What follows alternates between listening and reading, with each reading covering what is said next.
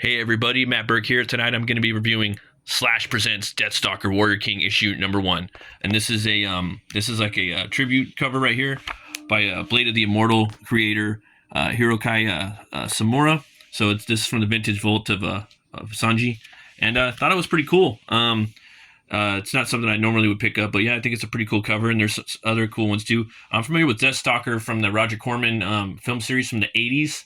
It was kind of like his take on Conan. You know, they're taken from the Sword and Sorcery lore, and there was a lot of barbarian movies from that time. A lot of people really like that first Deathstalker, though. I'm going to go back and rewatch the 4. This is an actual book that's going to bridge the gap between the old Deathstalker lore and then the new. They're making a brand new one by Psycho Gorman director. And the guy that's playing Deathstalker is an actor that's in a lot of movies. He's in like Matrix, John Wick, Nobody. You've seen him. He's like a stunt choreographer, but there's more of that out there if you want to check it out.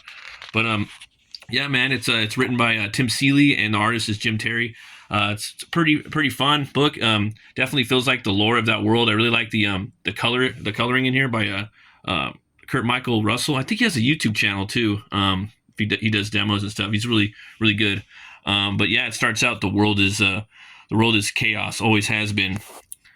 Banished gods infiltrate the minds of the weak.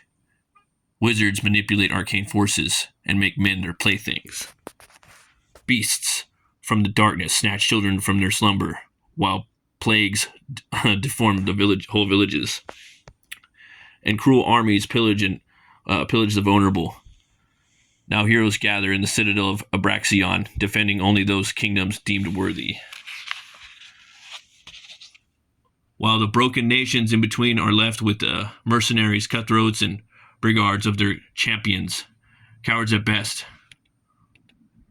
Cowards are at best, lunatics at worst. And then right here you got the Deathstalker. And he's got like a new design. It looks like the actor a lot, actually, the dude that they hired as black hair.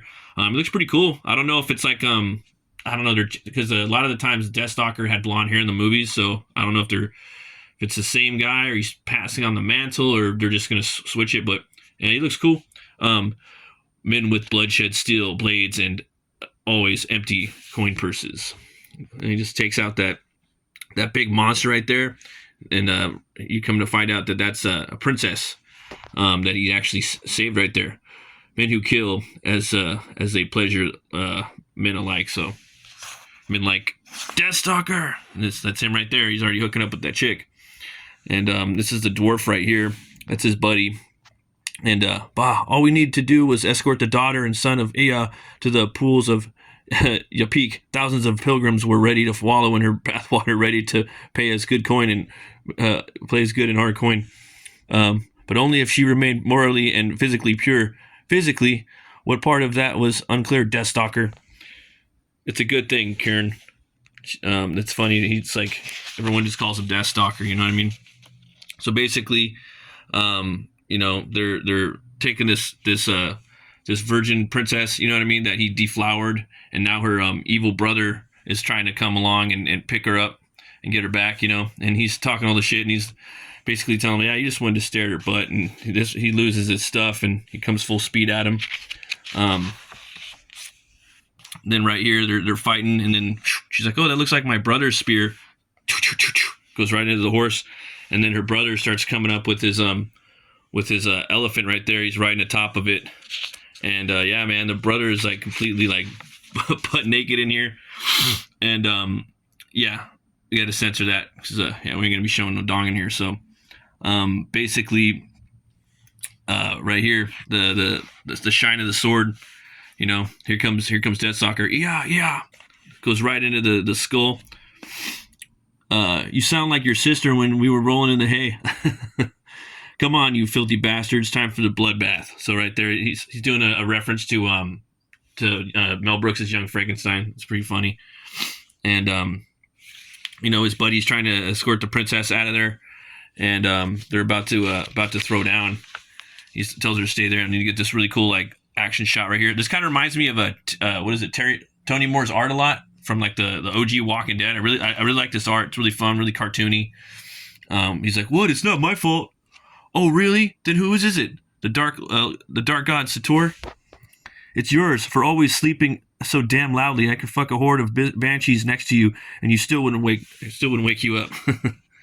And yeah, man, you see too in this book that they got like the pig people, the pigmen from like the first movie. He fights this gigantic pig barbarian. Kind of reminded me of Ganon from Legend of Zelda. I don't know if they were either of the movie or the book came out first, but you can see right here he takes this fool's top off, his fool's head right there, takes his eye, all one shot. Big cool epic shot right there. And then I like this scene right here. I don't know if the artist did it or if it was written by Seeley, but he starts talking about his sword, you know what I mean?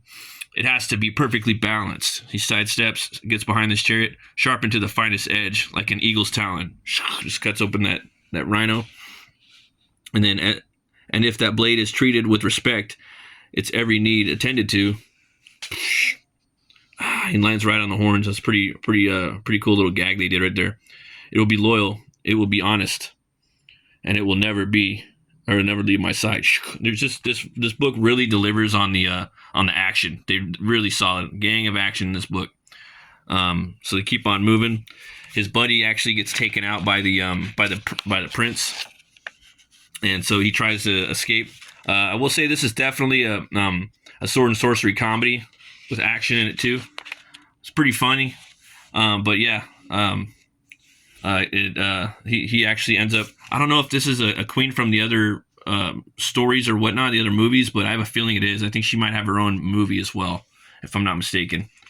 So they go there, and then they come upon this scientist. Actually, he's like an alchemist, but he's kind of ahead of the game, and he's creating like a straight up robot in here. So, which I thought it was kind of different because you usually don't have robots in this type of setting. But I don't know. We'll see what happens.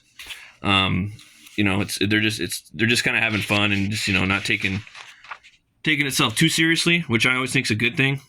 And he has to take her blood. He's going to make some crazy potion, and their brother arrives, and they're having sacrifices at the gate. Cool little shot right here of his ex, which is the queen of the queen of the city, and that's Deathstalker's ex right there.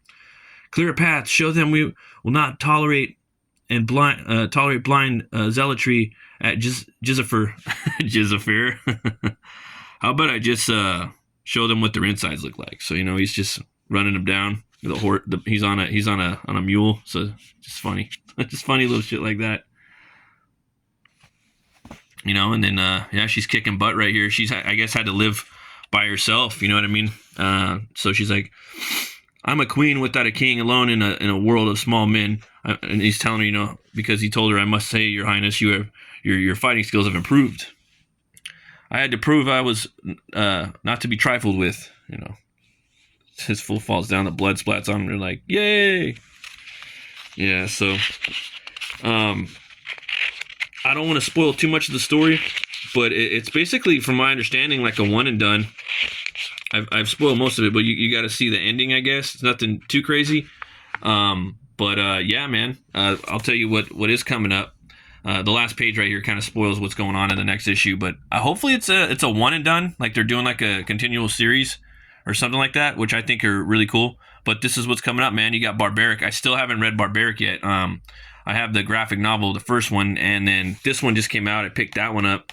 I just read this, and then there's going to be a Barbaric versus a Deathstalker comic, which is all published by Volt. So yeah, definitely check this out. It's definitely for mature readers, you know, like 18 and older. Two Horns Way Up. It's got all that crap in it. So you know, definitely check it out though for if you're an adult. And yeah, Two Horns Up. And as always, folks, thanks for watching. Always remember to be bold, be brave, and roll the bones to know your role. I'll see you guys later. Bye bye.